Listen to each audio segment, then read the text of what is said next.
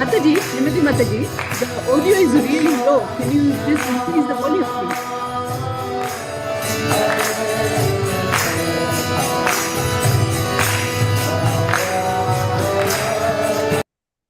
All good now.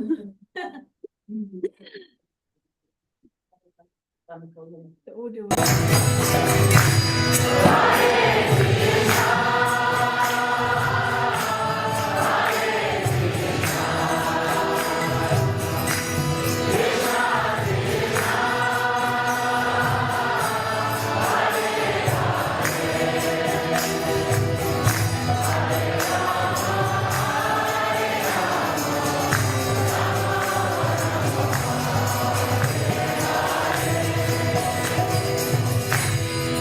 Hare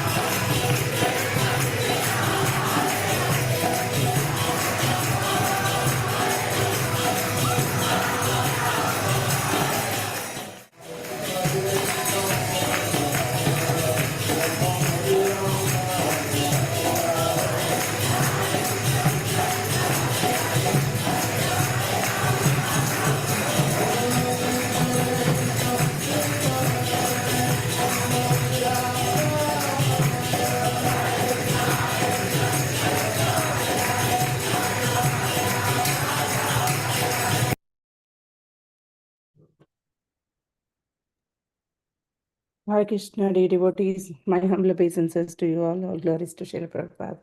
Thank you so much for joining His Holiness Candramauli Swami Maharaj's daily class. Today we are continuing with our Srimad Bhagavatam, third canto, chapter number 1, and it's entitled Vidura's Questions. Questions by Vidura, and today's verse is 14. Hare Krishna Maharaj, my humble obeisances to you, all glories to Srila Prabhupada. I'll share my screen, Maharaj.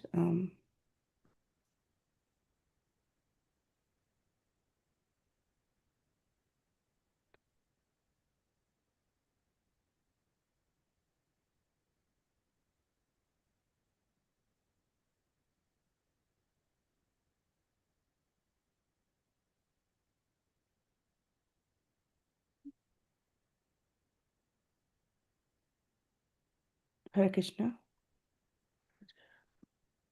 Okay, I'll make it again.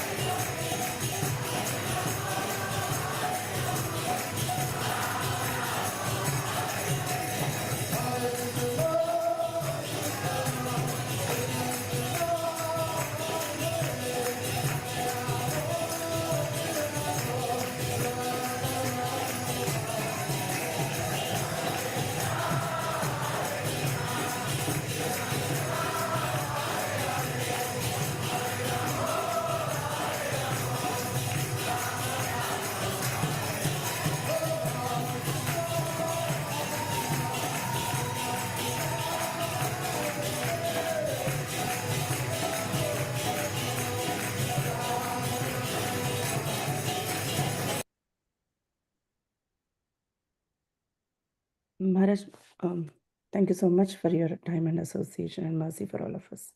You can please take over. My humble obeisances to you. Om Namo Bhagavate Vasudevaya. Om Namo Bhagavate Vasudevaya. Om Namo Bhagavate Vasudevaya. Ityu vichams tatra trudadananena. Pavitya kopas purita dharena. Asatkrita sat spriyaniya shila. Shata sakarna nuja Saubalena. While speaking thus, Vidura, whose personal character was esteemed by respectable persons, was insulted by Duryodhana, who was swollen with anger and whose lips were trembling. Duryodhana was in a company with Karna, his younger brothers, and his material uncle Shakuni. It is said that giving good counsel to a foolish person causes the fool to become angry, just as feeding milk to a snake only increases its venomous poison. Saint Vidura was so honorable that his character was looked up by all respectable persons. Duryodhana was so foolish that he dared to insult Vidura. This was due to his bad association with Shakuni, his material uncle, as well as with his friend Karna, who always encouraged Duryodhana in his nefarious acts. Om Gyantimirandasya Gnana Salakaya Chaksun Militam Yena Tasmai Shri Gurave Namaha. Nama Om Vishnu Padaya Krishna Smaya Bhutale Srimate Bhakti Vedanta Swami Niti Namine Namaste Saraswati Deve Gauravani Pacharine Nirvase Satsunyavadi Vastyat Yude Satarine Vanchatu Patu Vischa Kripa Sindhu Evacha Patitanam Bhavanebhyo Vaishnavebhyo Namaho Namaha. Shri Krishna Chaitanya Prabhu Nityananda Shri Advaita Gadadhara Sivasadi Gaura Bhaktivinoda Hare Krishna Krishna Krishna Hare Hare Hare Rama Rama Rama Hare Hare. At Satsanga Tyaga. When you associate with these people who are asat, foolish materialists, then, as they say, tell me who you associate with, and I'll tell you who you are. Association has the tendency to affect those they associate with. And of course, the stronger the personality, the more the effect on others. So that verse was given by Lord Chaitanya to Sanatan Goswami. Asat Sangha Tyaga E Vaishnava Achar. What is the first duty of a Vaishnava is to give up the association of asat, or materialistic persons, and take to the association of devotees. Only then can one actually practice devotional service. When we associate with those who are not favorable to devotional service, then we find ourselves in a very awkward situation, either defending devotional service or somehow being influenced by them, depending on what they do and what they say. So it's better, just like sometimes we see devotee joins the Hare Krishna movement, and he still has friends from the outside. So they encourage him, well, why are you spending so much time? Why don't you spend some time with us? You're still spending time not spending the time you used to with us, and you're going for this religious movement. So they become a little envious, at the same time unhappy, and sometimes they find fault because their friend, so-called friend, is no longer coming.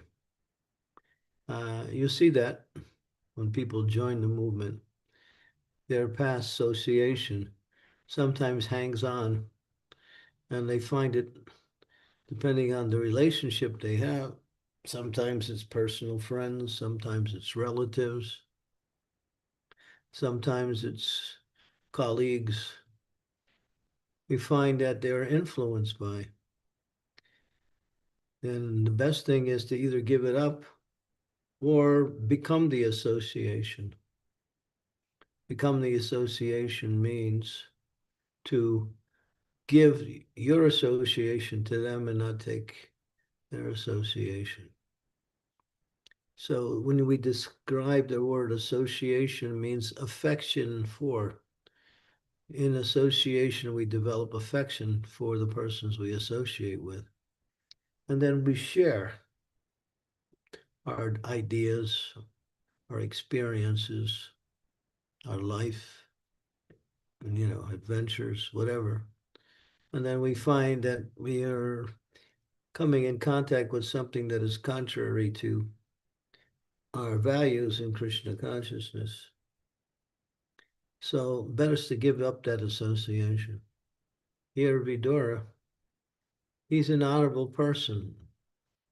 He was always thinking of the welfare of others, especially his brother Dhritarashtra. But now he's being criticized unnecessarily because they think that he is against them because he's trying to dissuade Dhritarashtra from supporting his his greedy uncle, a greedy son. And Sakuni, he's known for his cheating. He was the person that created these false dice that caused the Pandavas to lose the dice match. So he was a cheater from day one. And Karna had vested interests. So he was always trying to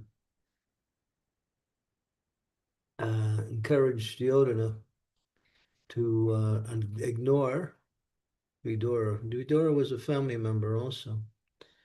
In other words, Duryodhana was his nephew, actually, because Vidura was the brother of Dhritarashtra, therefore Duryodhana was his nephew. But now he's insulting his uncle in a very harsh way.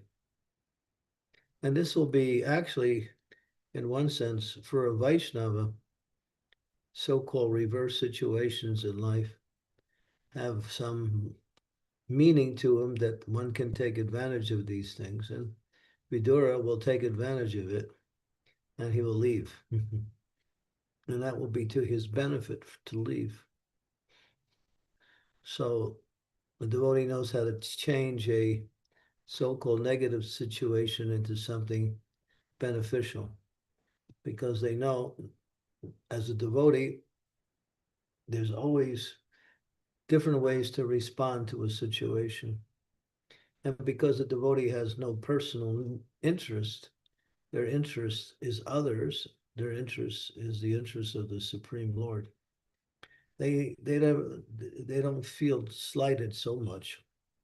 So Vidura took the opportunity in this particular situation to leave, which gave him the chance to tour around and ultimately meet Maitreya Rishi and learn from Maitreya Rishi the philosophy of Sanatana Dharma. So devotees can learn from this situation that even though when one might be put into an awkward situation by friends, so-called friends and relatives, because nowadays, those who are in the material world, we understand, they have just the definition alone means they have personal interests. No one in the material world is selfless. Even the so-called philanthropists who does good for others, they are looking for some reciprocation for their activities, some honor, some respect, some position. So materialistic people are always motivated by something personal. In fact, the only ones who are free from personal motivation are the Vaishnavas. The Karmis, they want sense gratification. The Gyanis, they want liberation, freedom from material suffering. The yogis want power so they can manipulate the material energy. And the devotees want to please the Supreme Lord. So they are what we say, free from all personal interests. Vidura is a wonderful person. He's a great person, actually. He's actually Yamaraj, but he's now playing that role in this particular Leela as a well-wisher of everyone, especially his brother, who was under the influence of his devious and greedy son and others. He's trying to wake him up to his, therefore, they're getting angry at him because of his affection for and his time spent with Dhritarashtra. So now Duryodhana is insulting him, and very heavily here. It says that Duryodhana was so angry and that his lips were trembling. Anger is very dangerous because when one becomes angry, they lose intelligence and they may do anything and they may say anything that causes the others harm, and they may also cause harm to themselves. Sometimes devotees fall into the pitfall of anger and they do something or say something, but later on they regret it. But that's the way anger works. Krishna explains in the Bhagavad Gita, Jayatam Suratam Pangum, Jayatam, what is that for? Jayatam Pangum. No. That's not the word. Jayatam. Bhavati Sammoha. 262 in Bhagavad Gita is Jayatam. Bhavati Sammoha. What's the second word? Jayatam Visayam Pumsam Sangat Sajayate. Sangat Sajayate. Jayate. Bhavati Samoham Sriti Brahma. Shriti Brahmsa Buddhinasa Panashyati. 262 and 263. Jayato Visayan Pumsam. So while contemplating the objects of the senses, a person develops attachment for them. From such attachment, lust develops. From lust, anger arises. From anger, bewilderment of memory. When memory is bewildered, intelligence is lost. And when intelligence is lost, one falls down again into the material pool. Now that's the process of fall down, contemplating sense objects. But one should contemplate Krishna or the activities in devotional service. That way one will be free from this, what we say, anger. Anger is unfulfilled desire. One has a particular desire and they're attached to it, and it's not fulfilled, they become angry. They may become angry at themselves also for not being able to fulfill that desire. But generally, anger is directed outward towards others, blaming others for what happens to them. It says anger is the younger brother of desire. So material desires will eventually produce anger. It says that the great, even so-called sages who take time to meditate in the Himalayas, they are very friendly And they are also very free from many of the bad qualities. But one thing they can't give up is anger. Something goes wrong that affects them, there's anger. But a devotee, rather than getting angry, becomes introspective and starts to reflect on the situation. Why is this happening, rather than becoming subjected to the emotion of anger? And praise to Krishna, explain to me, asking Krishna, why was I put into this situation? Well, how can I respond to this situation to ameliorate the situation or to benefit from it, either one? So a devotee has to restrain themselves from becoming impulsive when there is a situation that comes to their attention. And there is justifiable anger. That's called Krodha Bhakta. Krodha refers to anger. Bhakta means devotion. What is that devotional anger? That if a devotee sees another devotee being unnecessarily offended or vilified or something, they become anger at the perpetrator, like that. Angry with the perpetrator. So anger is always, it can be used, getting angry at the demons, getting angry at relatives that try to stop you from becoming Krishna conscious, and getting angry at yourself for being lazy. These are actually authorized forms of anger. So, but because anger is very hard to give up, but it can be somehow purified when it's connected with religious principles. But there are 6 characteristics, we call them the 6 enemies of the mind: Kama, Krodha, Lobha, Mohan, Matsarya, and Mada. So lust, anger, greed, illusion, pride, and envy. And the acharyas speak about these.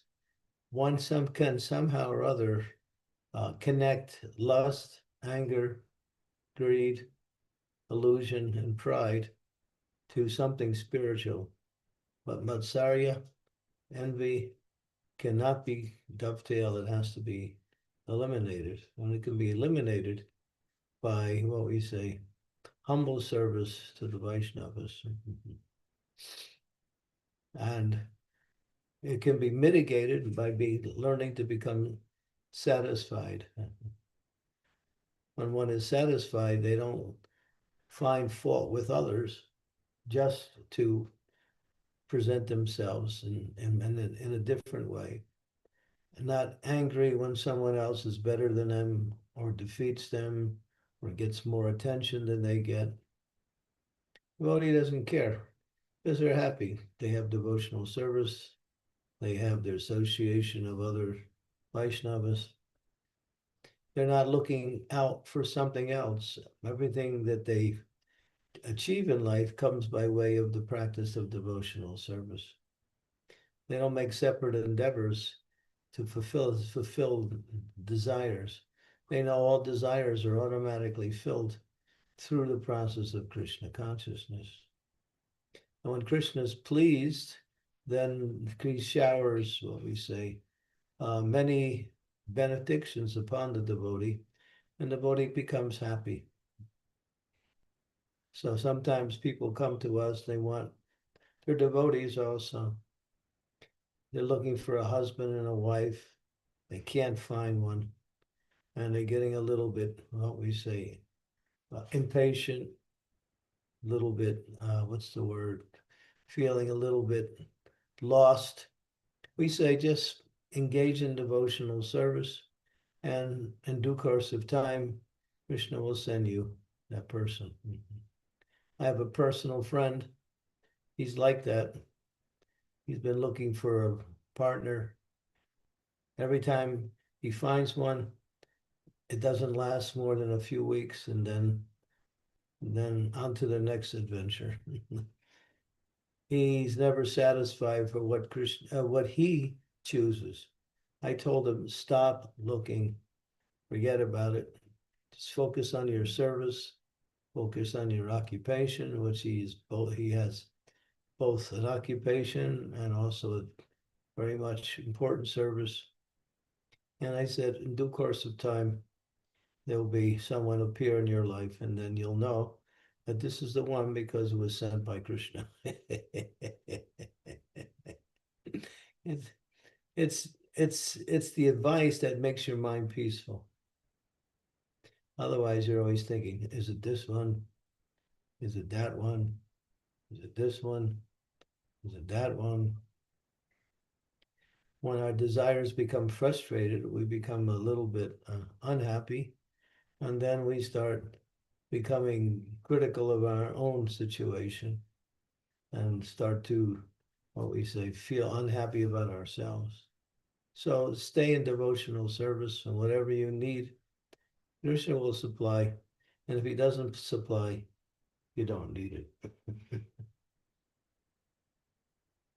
But if it's something that will help you in your devotional service, it will be given in due course of time. And we see that, and it happens so many times. So a devotee doesn't have to look outside for anything. Everything can be found in their service to Krishna. Of course, they don't look for these things. They simply want to practice devotional service, purify their hearts, and please Krishna. But Krishna is a person, and he knows everything about everybody. And if he sees that this devotee is serving so nicely, he's not asking for anything else, okay. And Krishna will give him what he needs, and sometimes even more than what he needs. Sometimes, just like I was doing Sankirtan, we're trying to raise money to support some preaching programs that I had. And I was going out and doing fundraising in order to support that. We had a preaching center, we had to pay the rent, we had to get materials that needed to. So I did that for years. And then the opportunity came that, well, as a sannyasi, you should, just give up all of these things and just preach Krishna consciousness. So after some deliberation and some advice from others, I did it. And then money was coming faster that way than I was when I was, I wasn't looking for the money because the need was no longer there, but still it was coming. So that's Krishna. When you try to serve Krishna nicely, he fulfills all your desires, if you have those, if they will help you in devotional service.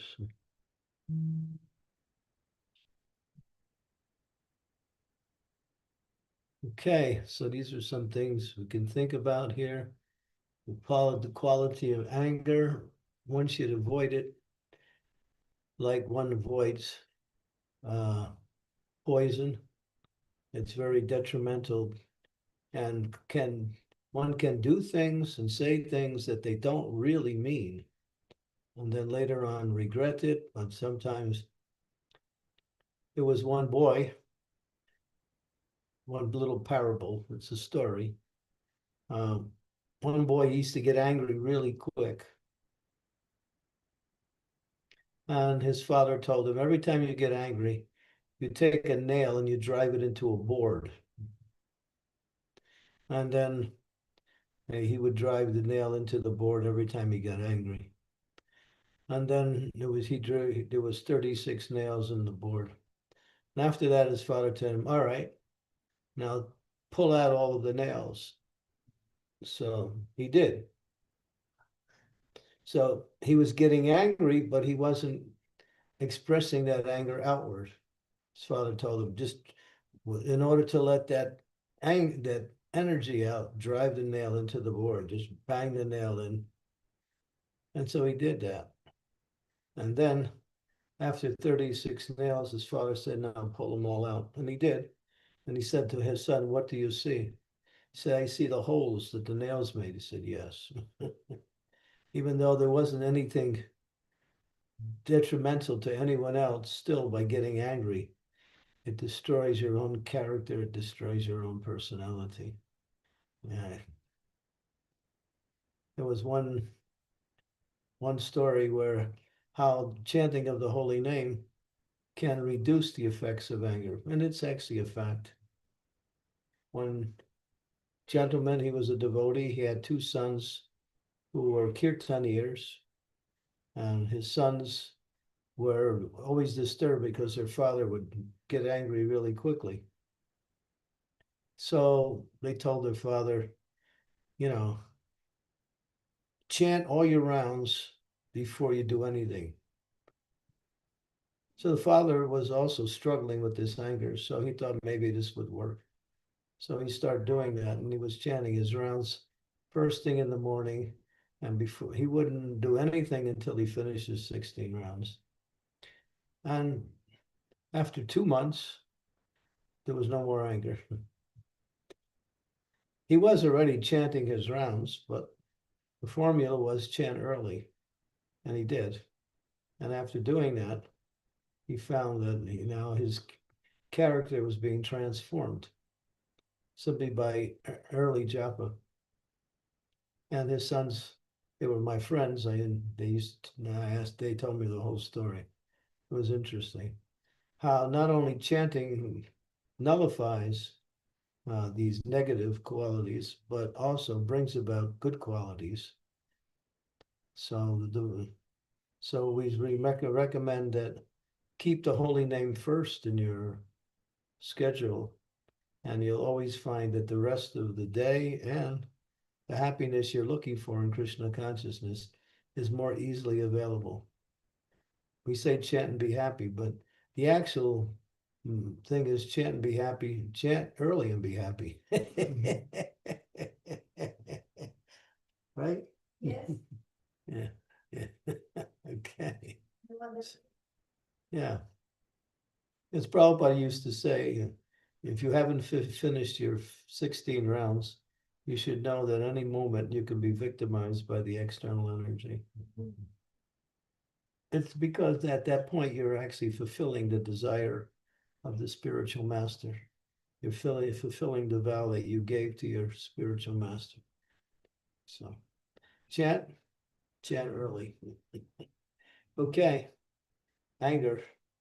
There's so many, you'll see, anger is not so easy to get rid of. Even great souls fall victim to such anger. Thank you so much, Maharaj. Such a wonderful class on this verse. Yeah, thank you so much. Dear devotees, please unmute yourself or raise your hand and type in chat if you have any questions or comments. And please turn on your cameras if possible, wherever you are. We have 5 lovely devotees here. Also, they all look like they're full of questions too. Maharaj, we have a God Family Sangha in UK. Devotees gathered there, and they are all listening online, and we may have some questions from there too. Sukava Mataji is taking care of them. Oh, I see. Sukava's hosting. Yes, Maharaj. Because they know where the good prasadam is. That's why they go. Right?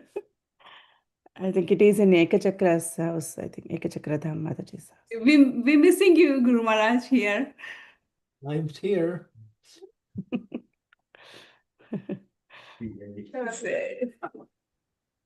can have everyone. You got a question already? Yeah, Anjali Mataji, please go ahead.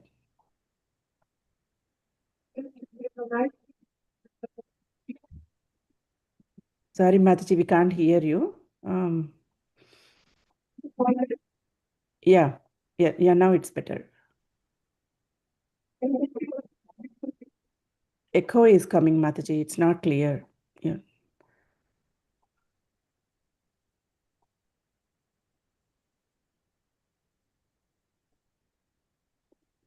No, no. Yeah, you're on mute.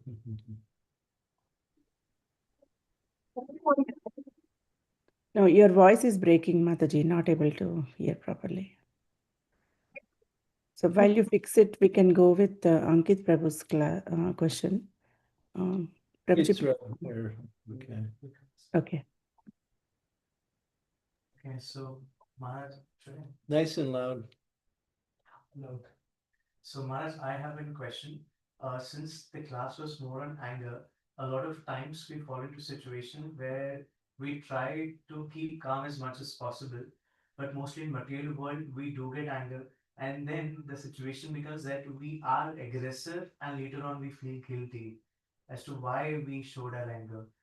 And I mean, we do try, but by then the anger has already done its work. So how to deal with such situations? How to avoid it or how to deal with it after it happens. Actually, how to avoid that in the first place? When you see that you're getting angry, just stop. Sometimes people say you count to 10 at that point. Start counting. Or you can then just divert your attention away from the situation and pray to Krishna and take shelter of Krishna. But anger is such a quick and fast emotion that sometimes before you even can think, you're into it. So, but you have to learn how to be more thoughtful rather than being more impulsive. Think before you do something, think before you say something. If you practice that as a regular thing, then when situations come, you won't immediately respond, but you'll be more reflective, thoughtful to think about what you're saying. Sometimes you're about to say something or do something, then you hear a voice, no, or then the voice tells you, shows you to do something different. Like when I was coming into the door, I saw Sri Devi paying her obeisances. So I was gonna bop her, but then then Krishna told me, don't bop her. Okay. So I didn't bop her.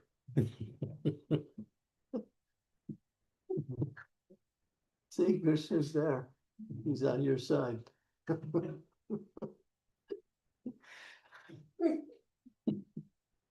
I deserve all the popping and kicking and worse. It wasn't bopping time anyway. So, yeah, sometimes we are about to do something or say something, and then our intelligence jumps in and tells us something else. So, if you're reflective, then you can somehow or other avoid becoming impulsive. Impulsiveness will sometimes cause you a create crisis in life, sometimes. Sometimes out of impulse, you do something and you find yourself in a very damaging situation.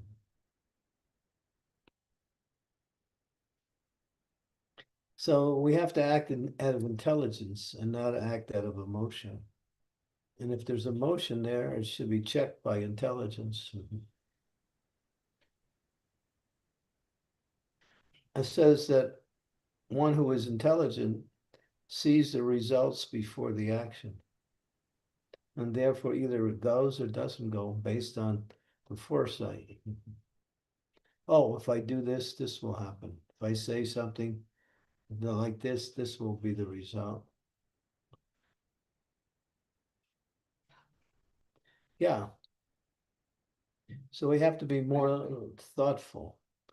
It's something you have to practice. It's called mind control. When the mind is controlled, then it becomes more natural to be thoughtful in such situations. When our mind is not controlled, then external situations will just cause the mind to jump and act. And then pretty soon you're in a situation you regret. Practice this thoughtfulness. It's very essential for Krishna consciousness.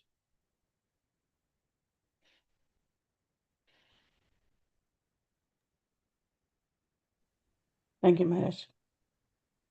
Thank you so much. Anjali Mataji, are you able to fix your audio and come online and ask question? Okay, if not, you can type in the chat. Parijata Mataji, please go ahead. Hare Krishna Guru Maharaj, please accept my humble obeisances. All goes to Srila Prabhupada and you. Maharaj, why is giving good advice to the wrong person considered harmful? Not for the counselor, but for the recipient. Well, it says here, what's the analogy? Giving milk. Milk is a very nice food, but if you give it to a snake, it will increase his poison. So good advice to a foolish person may cause them to become angry.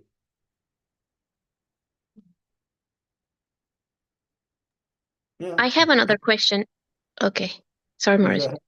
Does that answer your question? Yes, Maharaj. Actually, this is strange because what happened today was there was an accident on the road, and my husband actually went to help this person, and it appeared like this guy was drunk. And Murari Gupta Prabhu asked him, like, "Yeah, this is so bad for you. Look how injured you are. You're bleeding in the head." And he was on a bike. So he started yelling at him and he shoved him and he said, "Who the hell are you to tell me not to drink? I'm absolutely fine." And he drove in rage and again rammed his bike into the into a pole. So, so the advice backfired and he became more injured than before. So, and now I'm reading this purport and this verse. And that's why this question I'm asking, and this is amazing. This is wonderful, actually. So yes, now I understand. It's more clear. I have another question, Guru Maharaj. Um, like, what does this purport teach us about how envy grows stronger in environments where others constantly validate it?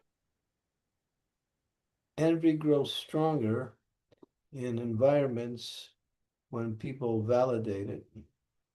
That's true with mostly every emotion. Someone is validating that emotion, and then you're feeding it both from the inside and the outside. That's true not only with envy, but with other things.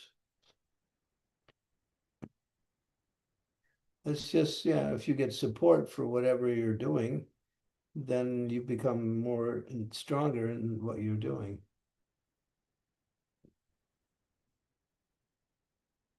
Especially if the support is coming from someone who you trust, or someone's close to you.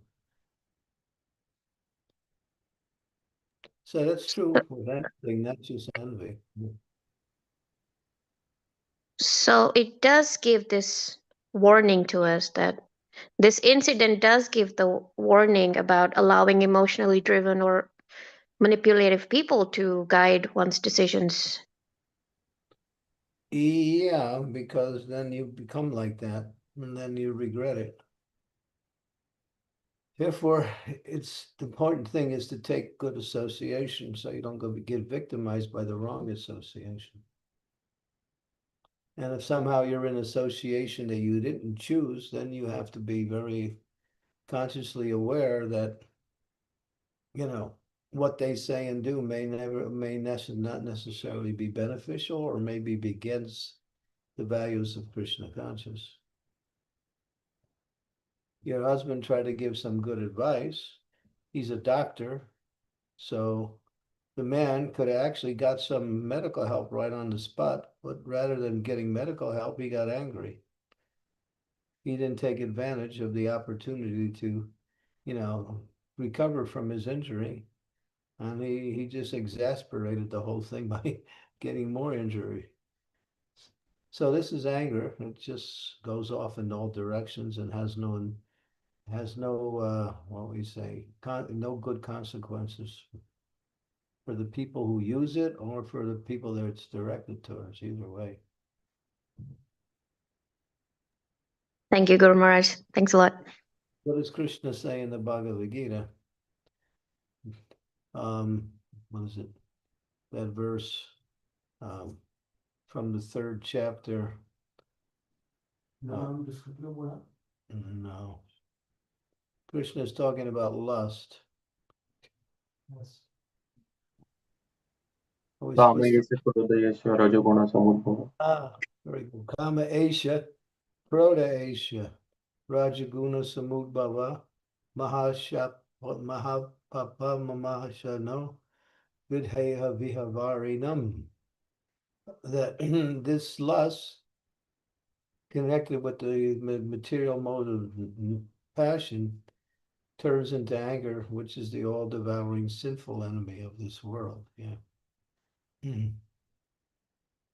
So look, you just look around the world.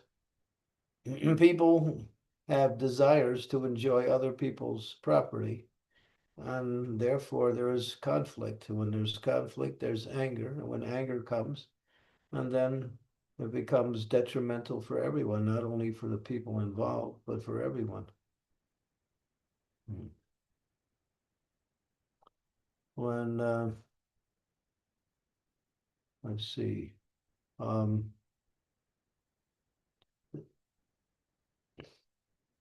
when Lord Nityananda came to the house of what was his name? Khan, the one who offended Haridas Thakur, Ramachandra Khan. After that, followers. So they announced to Ramachandra Khan that Lord Nityananda has come, because Ramachandra Khan was a minister or governor in that area. And so when he heard that Nityananda was coming, he said, "Oh, he can stay in the cow barn." Lord Nityananda, when he heard that, he laughed, but he was laughing in anger, and then he left.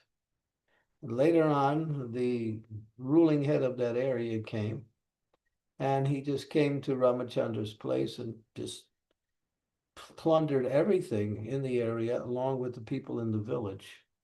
So because these people were connected to Ramachandra by living near him, they also suffered. Sometimes you get connected to something, you have nothing to do with it, but because the connection is there, you also get a reaction for that. I had another story when I was traveling in South India. We were at the Adikeshava temple. I was talking to some of the present pujaris. He was telling me about the history of the temple, how many, many years ago, one pujari was stealing from the deities. And then, and he was taking it into the local village where he lived. Later on, a pestilence came and wiped out the whole village. And that was the reaction for him, that person stealing. So even the villagers in that same area, because they were connected with him by village life, they also suffered. You have to be careful who you associate with. One Muni, Mandaka Muni, he was in his hermitage, and some thieves wanted to take shelter of in his hermitage, so they did. And then the police came and arrested everyone, including the Muni.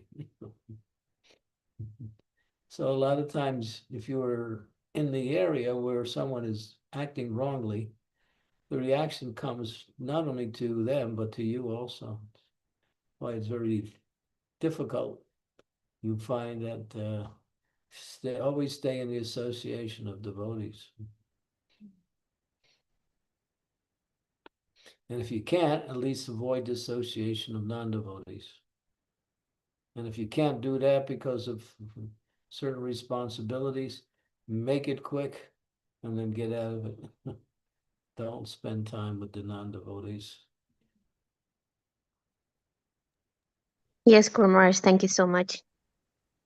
Thank you, Maharaj. Thank you. We have. Thank you, Mataji.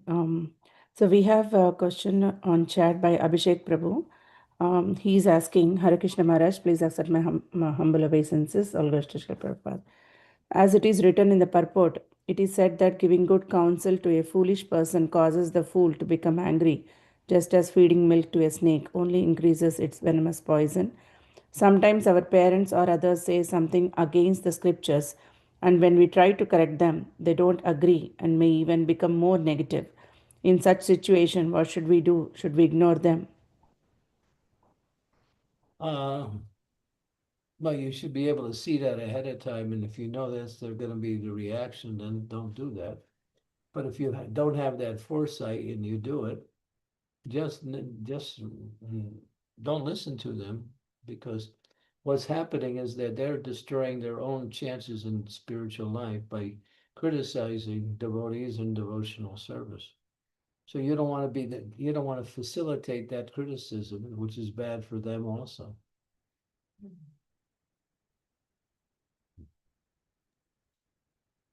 Yes. Yeah. Even So avoid Thank you, Maharaj. as much as you can. yeah. Maharaj, I have a question. You have a question from Sri Devi? Yes, Abhishek Prabhu, is that okay for you? Do you have anything? Yes, yes, ma'am. Thank you so much. The recencies, Prabhupada. My question is, I'm still thinking about the anger that arises in difficult situations. And whenever I look back, I find that I lose my cool when I feel powerless.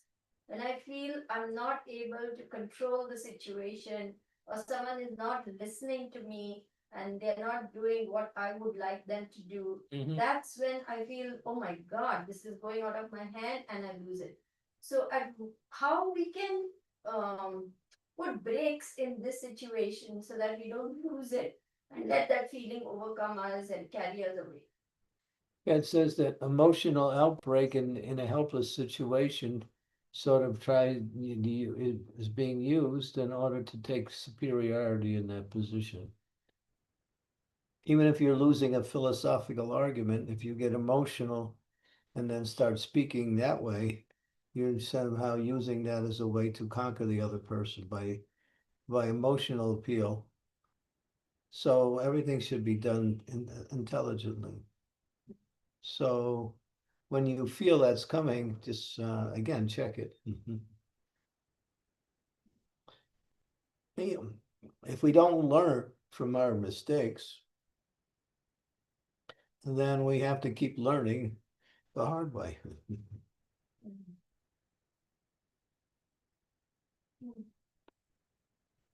Thank you. Yeah, we make a mistake, we understand it's wrong.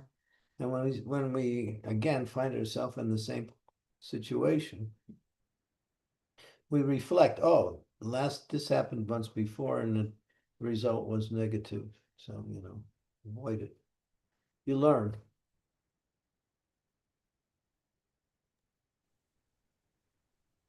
Yes. One of the ways of winning an argument is just to shut up. That's a good tactic. And then the other person gets tired of arguing and then he goes away. And you won.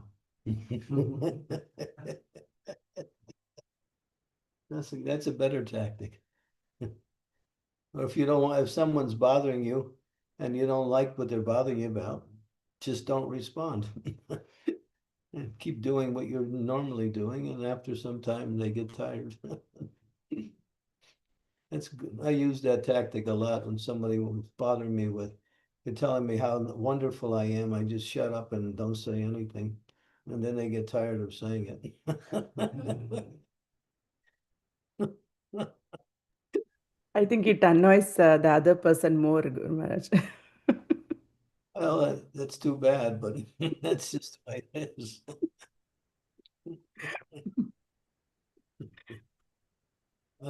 Or you can say, "Oh, you said something."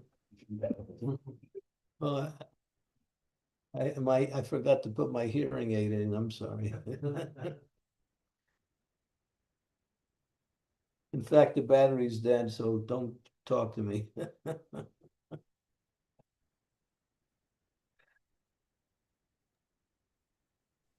So different ways to, divert that energy into something that is not negative or something that's positive, either one. To neutralize or to make it positive, either way. When somebody's talking bad about somebody, you start talking good about the same person.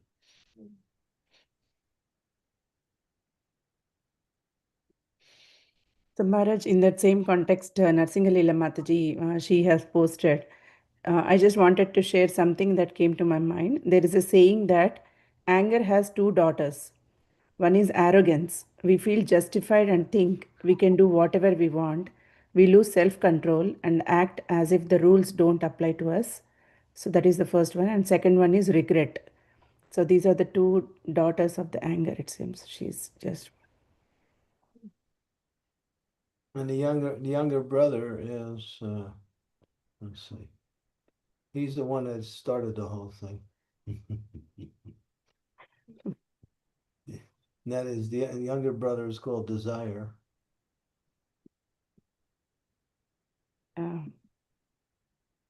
Thank you, Maharaj. Right, that's very good. That actually makes sense.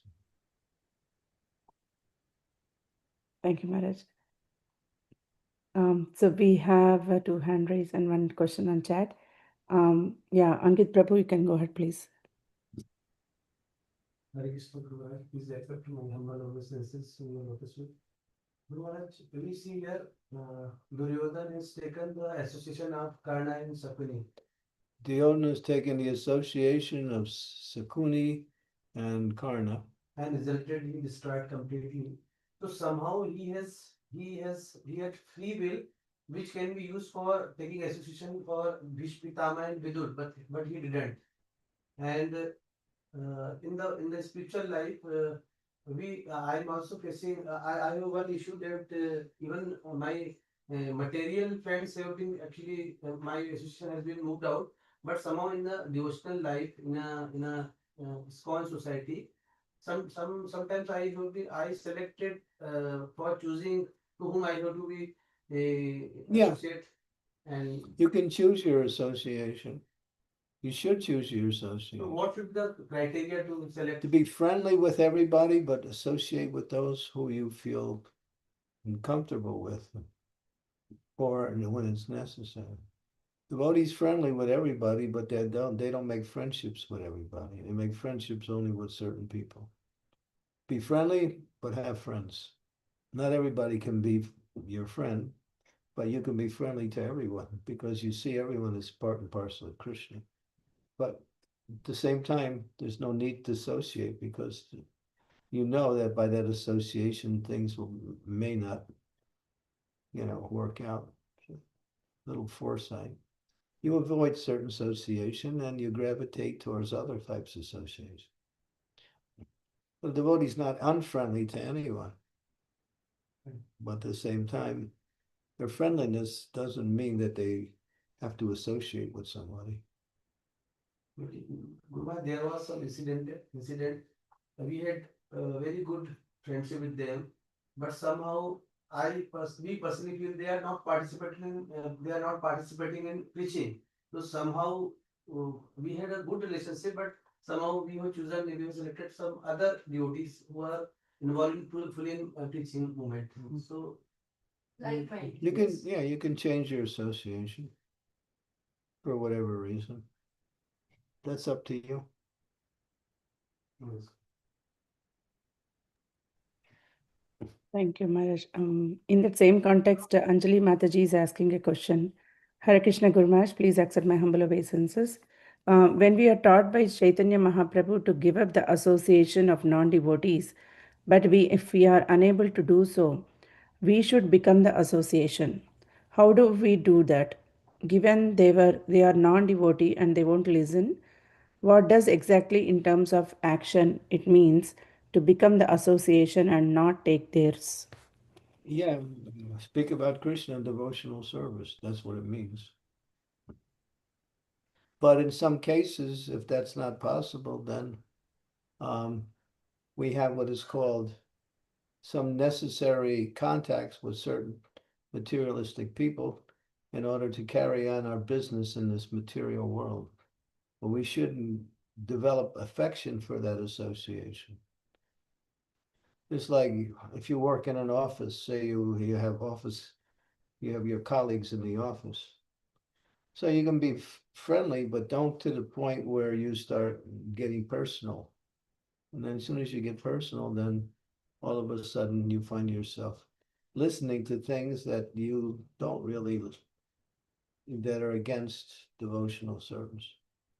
So in other words, if you're in the office, keep it businesslike. That's all.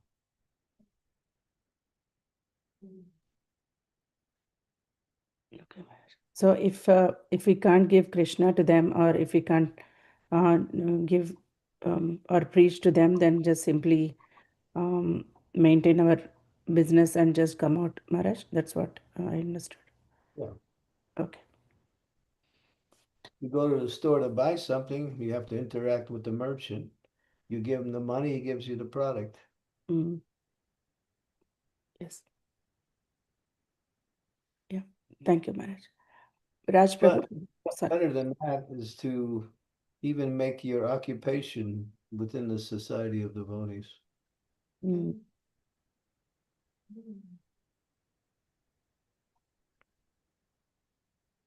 Yes, Maharaj. Yeah, Bhakti Tirumara is very strong about that. Why work for the non-devotees? We're just wasting time and energy. Associate with and serve in the context of devotees. And also you can also see how even in the association of devotees, you can somehow fulfill your needs on the material platform for housing, for clothing, for food. You'll find it's all provided within the context of devotee association, provided you make a few arrangements in that direction.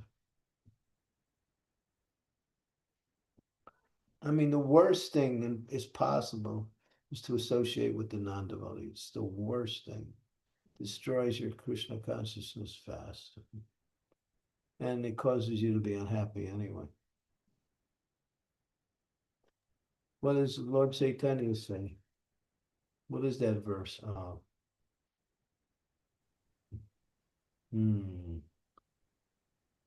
What is that verse?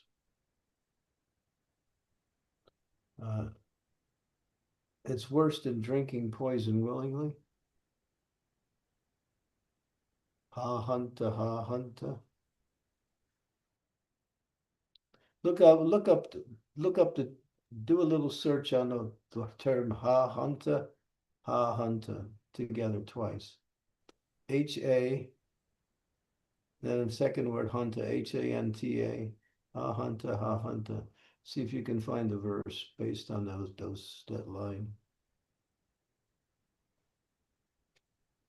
It's a really powerful verse. Lord Chaitanya spoke it.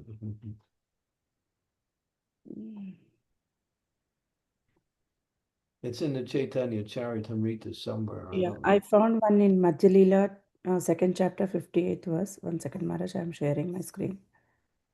You found the verse? Yeah. Do you think this is the one? Here the words are there. No, that's not the one.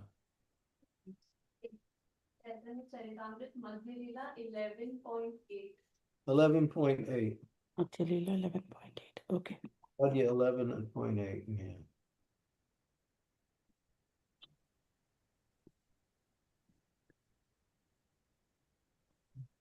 Yeah. Niskinchana Bhagavan Vajanana Mukasya Parampara Jigamasur Bhava Sangasya Sandarshanam Visayan Atasya Yositam Chaha Hanta Visha Bhaksano Pyasadu. Greatly lamenting the Lord then informed Sarvabhauma Bhattacharya, alas, for a person who is seriously desiring to cross the material ocean and engage in transcendental loving service of the Lord without motive, seeing a materialist engage in sense gratification, or seeing a woman who is similarly interested is more abominable than drinking poison willingly. Very strong statement. That requires some explanation. Parama Param Param Jigamasar, yeah. Seeing a materialist engaged in sense gratification or seeing a woman who is similarly interested is more abominable than drinking poison willingly. You drink poison willingly, you die. But this causes spiritual death. Mm. Okay. Okay. Thank you, So, Maharaj. without getting too deep into that subject matter, we can go on to the next question. Yes, Maharaj. Raj Prabhu, please go ahead. Hare Krishna, Guru Maharaj, please accept my humble obeisances. Maharaj, you quoted that words from Bhagavad Gita, Dhyayato Vishyanupunsa Sangasteshu Pajayate. So, in this process of contemplation to desire, to lust, to anger, to anger, to illusion, knowingly, when devotee know this process and then go through it, it comes. There comes a lot of guilt. So, how do one? Is that guilt? Uh, I mean, is that guilt is something useful? How do we overcome that guilt? And when we go through that process, how do we bounce back? How do we bounce back to our normal sadhana? Yeah, pick yourself up again, but the guilt should be the initial reaction, but you shouldn't stay in that consciousness because you can't solve any problems just being guilty. But you feel guilty at the beginning, then you start thinking in an intelligent way how to avoid, again, falling into that situation. Stop contemplating sense objects. Contemplate Krishna, contemplate devotional service, contemplate the instructions of the spiritual master, contemplate how to execute your devotional service. Keep your mind focused on the activities of Krishna consciousness. Keep your mind focused on the activities of Krishna. You have such a wide range of variety within the spiritual realm. Why focus on these other things? And then the danger comes because unfulfilled material desires, cause one to become upset or what we call lament.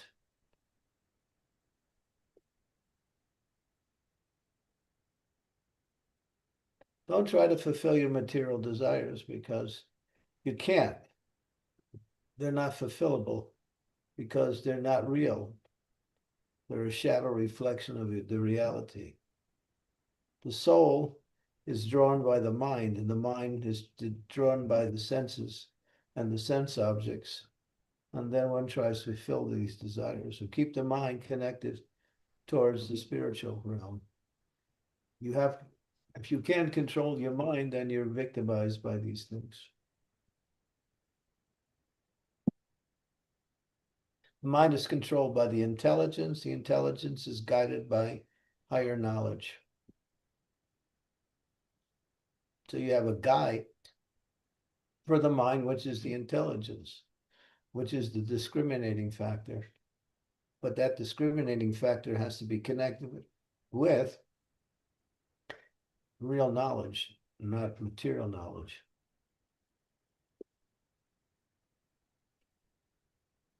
You see some object of sense gratification, and then you think, if I go for it, it's not going to give me any satisfaction, and it may also cause me some suffering. So the scriptures speak like that. So you apply that knowledge, and then you pull yourself back. I'm sitting here, I'm eating a pizza, and so I had 10 pieces already, and the pizza is so good. And then the guy orders another one, puts it in front of you, and you think, oh, wow, this pizza is really good. If I go for piece number 11, I might not get up in the morning. So you restrain yourself. The mind and senses are drawn to the sense, the mind, and the mind and body are drawn to the sense objects. But the intelligence is your saving factor. If your intelligence is weak, then the mind drags your intelligence. And both of you are enemies, even your intelligence. You have to keep your intelligence sharp by connecting it with transcendental knowledge or scriptural knowledge, the words of the spiritual master, the words of Krishna. That's Krishna consciousness. If you don't do that, you can't be Krishna conscious. You can only be a leaf being thrown into the moving wind. Whatever way the wind goes, you go.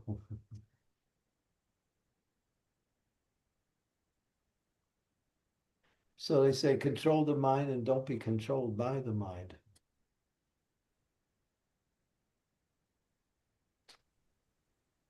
Yes, You Maharaj. have to realize your mind is not you. It's a composite of all your thoughts and emotions that have you accumulated for many lives. You are different than the mind. And the way you can distance yourself from the activities of the mind is through the intelligence, which is also a feature of the mind, but it has a certain element of discrimination in it. The mind sometimes just goes, it doesn't discriminate. It wants to do something and it does something, and intelligence is dragged along. You see that image in the Bhagavad Gita.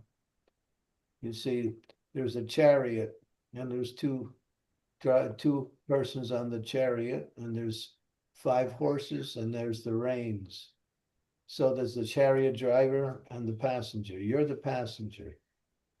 The chariot driver is the intelligence, the reins are the mind, and the senses are the horses, and the chariot is the body. So if the chariot driver is not controlling the horses, then the horses are pulling the reins in whatever direction they go. And then you, who are the soul, you're being dragged into it without any, you're helpless. So make that chariot driver strong. In other words, give that's your intelligence. You've got to sharpen your intelligence. You can't make it in this process unless you have intelligence. If you don't have any intelligence, then associate with people who have intelligence and pick up from them what you need. And that way you can also adopt intelligence also.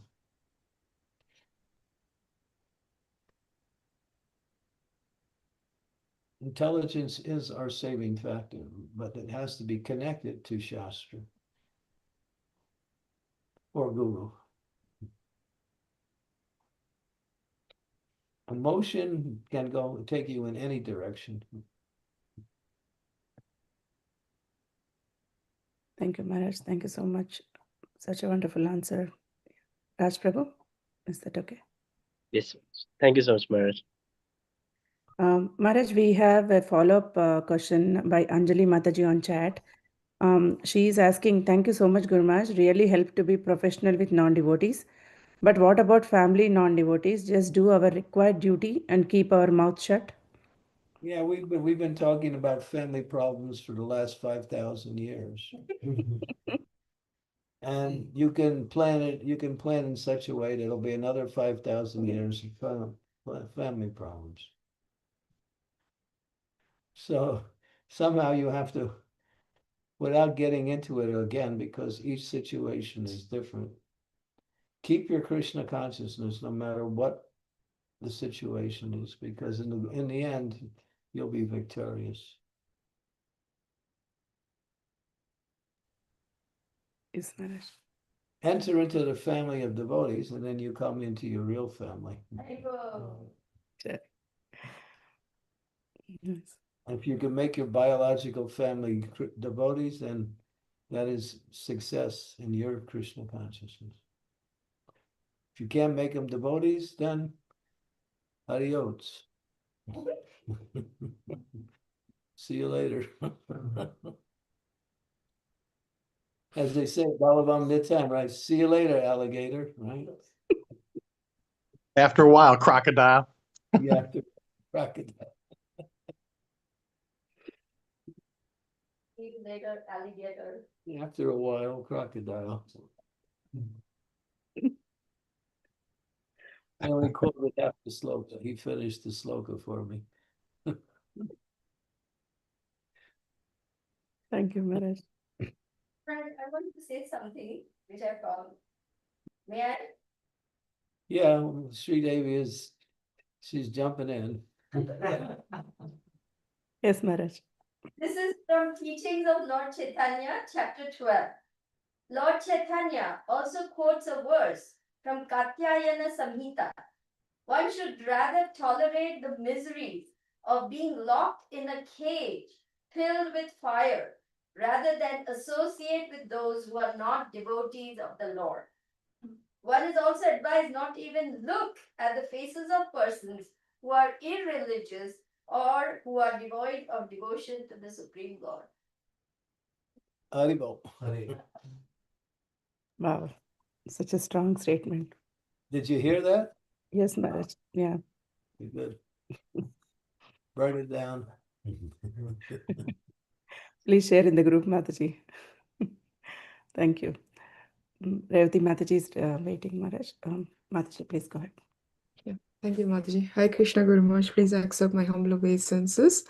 All glories to Srila Prabhupada. I have a question on envy. How this envy actually enters in one's heart, how one can check constantly that we have envy. Envy is what causes us to fall into the material world. It's the original sin. We're envious of Krishna. We want to be Krishna, or we want to be the center of attraction. We want to be the supreme enjoyer.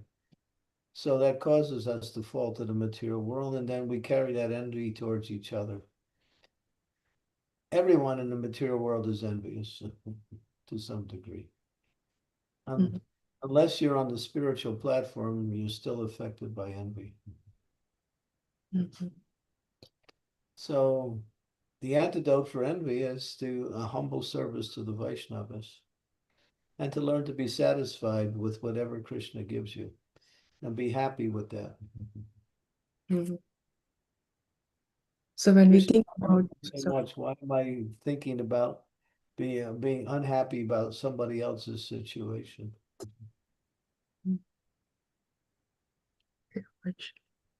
So when you think about yourself, then that's when like envy comes. Say again? When we think about ourselves, when we keep ourselves in the center, then that's when the envy comes. Yeah. Okay. If you keep Krishna in the center, then you can reduce that. Prabhupada made a very sweeping statement. He says the difference between spiritual and material is envy. Those who are not envious, they're on a spiritual platform. Those who are envious, they're still in the material consciousness. Yes, Guru Maharaj. So just to follow up one more thing on that question, we are like surrounded by envy, like, with each other. So how one can protect themselves by not victimizing by the envy coming from others?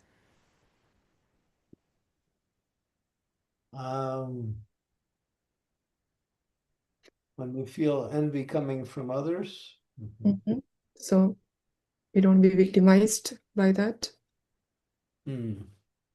There may be a few ways you can respond to that. Or one of the ways is not respond to it. Just ignore it. Okay. Guru Maharaj, can we glorify him? Can we glorify him to we have enviness? Yeah, if you feel envy towards someone, you can also turn it around and feel. But she's talking about those who feel envy towards you. How do you respond? You cannot respond, or you can respond by removing yourself from that association. But sometimes it's very difficult. Sometimes the envy is so small that you just say something and it's gone. Okay, Guru Maharaj. Yeah. So we react, actually, I heard that when we react, we are taking that energy. subtle energy from them. But when we respond, we are actually not getting affected by the envy from others. Is that true, Guru Maharaj? I don't understand. When we react to the situation, like, when envy coming from others, when we react to that situation, so we are actually taking that energy. Is that true? How are you going to react to that? React means either like, showing our emotions towards that situation. Yeah, better just to let it go. Mm-hmm. Or you might say, Haribol. Yeah. Yeah. We got the God family there. You got how many personalities there? Sukama Mataji. Yeah, we are about 10 of us. Really, I can only see 4 plus you, and that's all. Yeah, Guru Maharaj, have a look. Oh, okay. Who's there? Brajahari Prabhu, Vrishabhanu Prabhu, my lovely Prabhuji.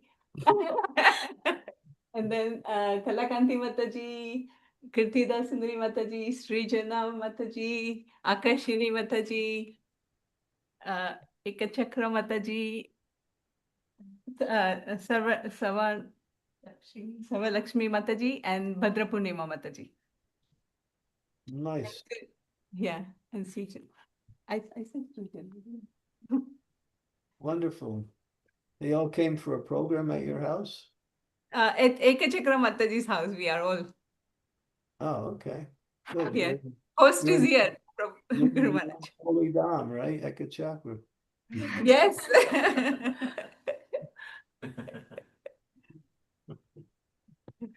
Hare Krishna. Maharaj, I just want to, please excuse me, I have to leave, Maharaj, for another class. So Sukhava Mataji will take over from here, Maharaj. Okay. Yeah, we can go on for maybe another 15 minutes or so. Yeah, thank you, Guru Maharaj. Hare Krishna. Please accept my humble obeisances. All glories to Srila Thank you, Prabhupada. Srimati Haribo. Hare Krishna. Thank you very much. Thank you. Okay. Brajahari Prabhu has got a question, Guru Maharaj. Okay. Haribo, Brajahari. Please accept my humble obeisances. All glories to Sri Prabhupada, all glories to you, all glories to assembled Vaishnavas. I'm very happy today because this is my first Sangha with the God family. So getting to meet everyone today.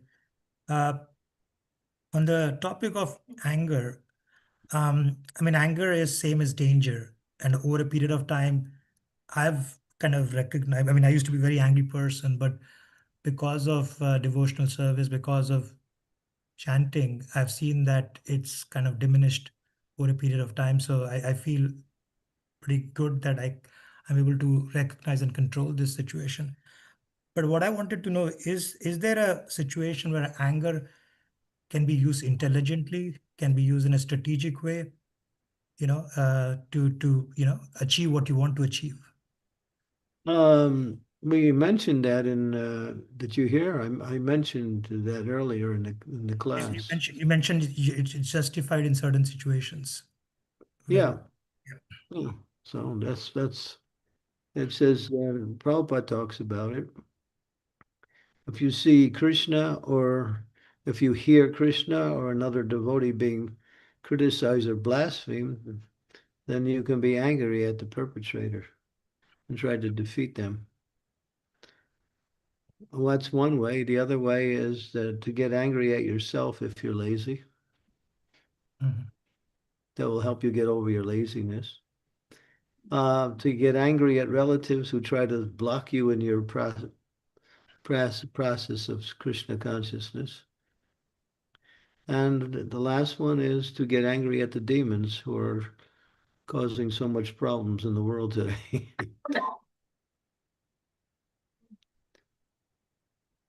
Hanuman also used anger in a more strategic way when you burnt Not Lanka. for but not for personal gain. Now, if you have you're trying to fulfill your personal desire using anger, no, that's material. You work properly to fulfill your own desires, but not using anger as a tool, because that will be detrimental to others and yourself.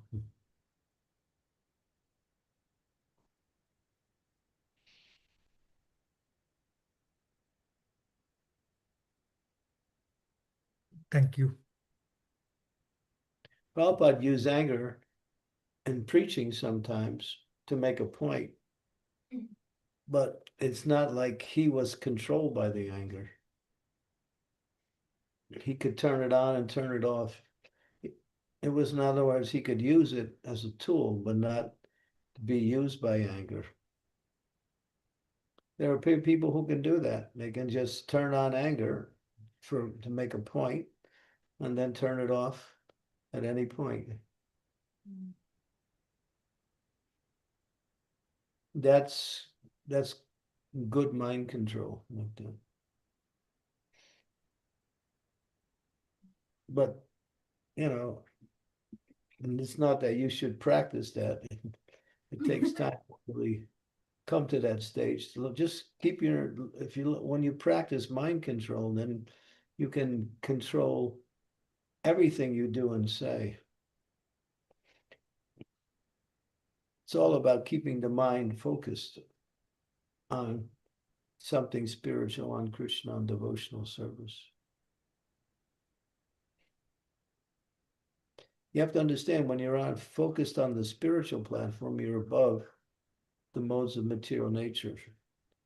And even if something appears from the lower modes, you can dismiss it or you can somehow use it without becoming affected by it.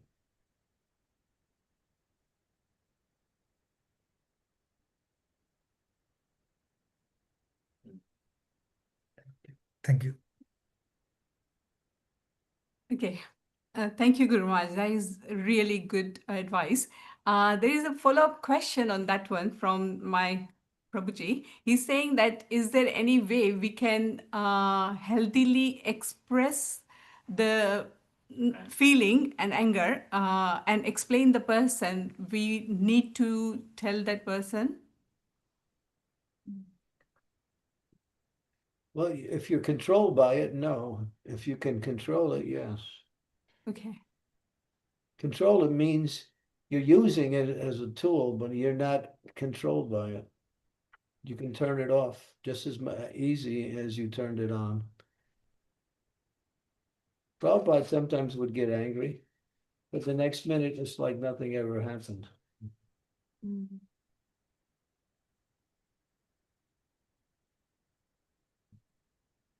Okay. He would get angry at people speaking Mayavadi philosophy.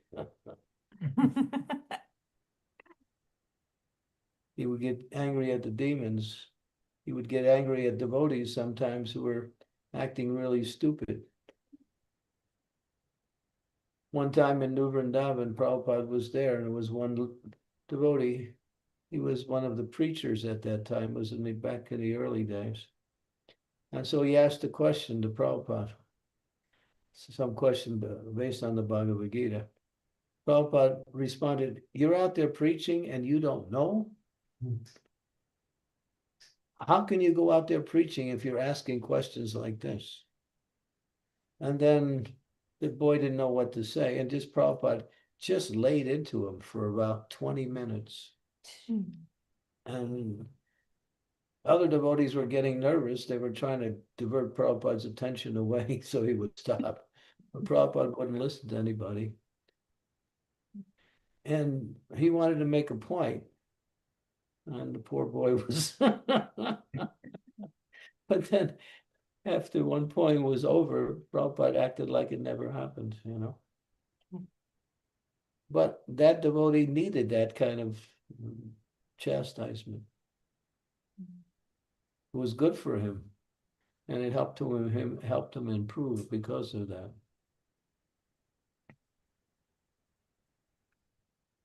he wasn't there to break the person, he was there to correct the person. Okay. So anger in loving expression is better than not telling that person that they are doing something wrong. Is it something we can understand? Uh, you're below the screen and we can't see you at all. Sorry. Here. Say that again. So expressing anger with love will will be better option than just get blasted at that person when it is necessary to correct a person. Yeah, there should be love means in the sense concern for the person Yeah. and not because it's disturbing you. No. It needs to be corrected in a way so that their life will Sometimes you use it towards your children, right? improve. But there's love there. Yeah.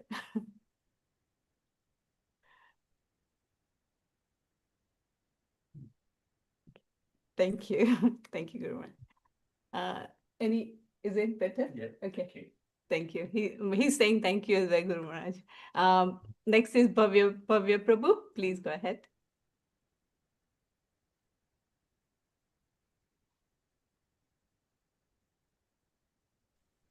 Hare Krishna, Guru Maharaj. Am I audible? Yes. Yes, you are. Yeah. Hare Krishna, Guru Maharaj. Please accept my humble obeisances. All glories to Srila Prabhupada. Guru Maharaj, I had a question regarding Duryodhana. Just like how Jay and Vijay, they also took the part in a play of Lord Rama and Lord Narasimha and Lord Varaha Deva's Leelas. Is that the same case with Duryodhana? Was he also a Nitya Siddha who just came in Dwapar Yuga along with Krishna from his Dwarka Dham just to take a part in his Leela? And is he also a Nitya Siddha? This was my question, Guru Maharaj. It doesn't say that anywhere. But it's not in the Shastras. You can't assume that. Sometimes Yes, situations are like that, where one plays the part in order to bring about a higher principle. But in this case, I don't know. I never heard that Diodna was placed there in order for Krishna to speak Bhagavad Gita.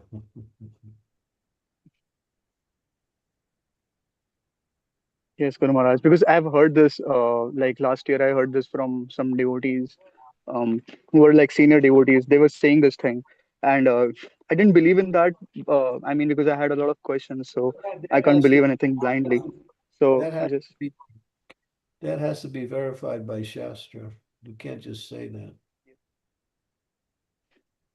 yes, Guru Maharaj, because Guru Maharaj, like Duryodhana as a character, he's from Mahabharat, and Mahabharat like keeps happening again and again, again and again. So that's why I was also like 50% convinced that this can be a thing because Shastras they do mention if they mention some character, then that character has to be eternal. It has to be mentioned in the Shastra. Yeah.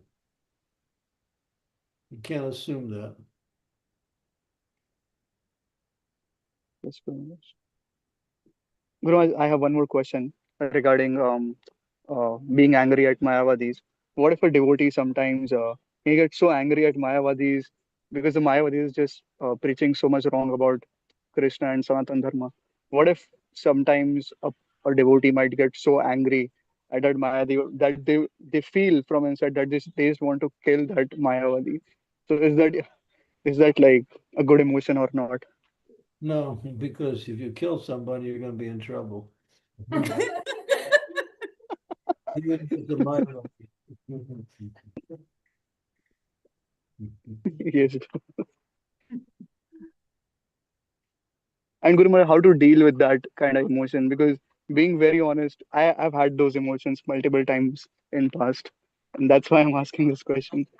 It's just not all Mayavadis, but some Mayavadis who I feel deserve to be like, you know. Just to see yourself as a Mayavadi and then get angry at yourself, and then there's no problem.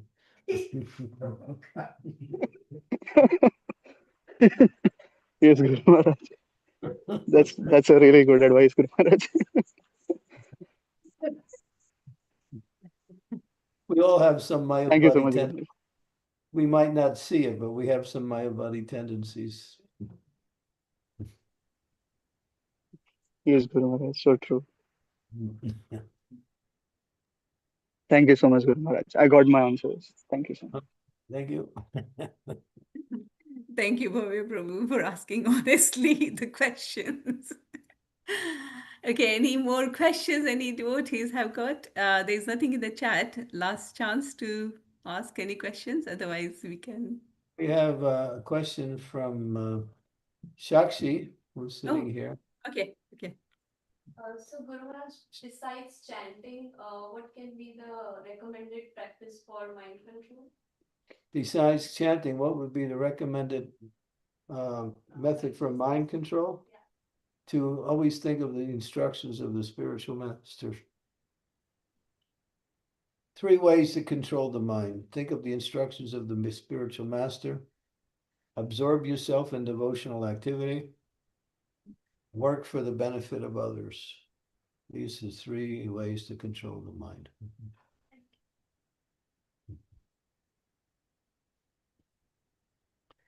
Okay. Thank you very much. Thank you so much. Now I can take my mind to another area for control. Thank you so much, Guru Maharaj. Thank you for your time. Thank you, devotees, for joining and asking such a lovely questions. And we learned a lot today how to control. So thank you. Srimad Bhagavatam ki jai, Srila Prabhupada ki jai, His Holiness Chandramauli Swami Maharaj ki jai. Tomorrow is Ekadasi, so we'll see you. Tomorrow is the advent of Bhagavad Gita. It's Gita Jayanti tomorrow. So we'll probably say something around that topic. Okay. We will. Yeah. Okay. Thank you. Okay. Thank you very much. Hare Krishna. Srila Prabhupada ki jai. Lord Premanande Hari Hari. Hari Hari Bol. Rivo. Prabhupada ki jai. Samadhera Bhaktivinoda ki jai. Jai. Thank you very much. Haribol Parikshit. Thank you so much, Guru. Thank you so much. Wonderful class. Haribol. Thank you. Guru Maharaj. Okay. See you. Where are we here? Okay.